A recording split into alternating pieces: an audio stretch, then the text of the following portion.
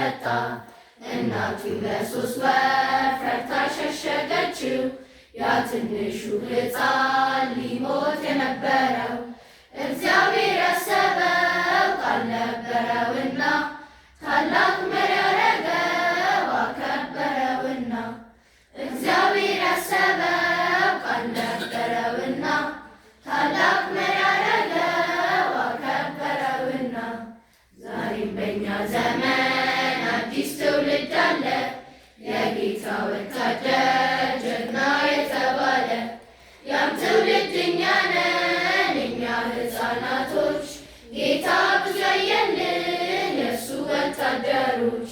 ያም ትውልድ እኛ ነን እኛ ሕፃናቶች፣ ጌታ ብዙ ያየልን የእሱ ወታደሮች። አዲስ ትውልድ አለ፣ አዲስ ትውልድ አለ፣ አዲስ ትውልድ አለ መፍትሄ የሆነ። አዲስ ትውልድ አለ፣ አዲስ ትውልድ አለ፣ አዲስ ትውልድ አለ መፍትሄ የሆነ።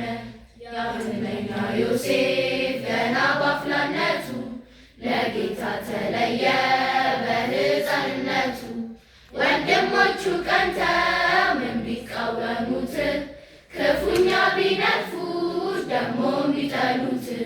ገና በልጅነት ብዙ ያሳለምከው ለግብፅ ንግሥና አንተ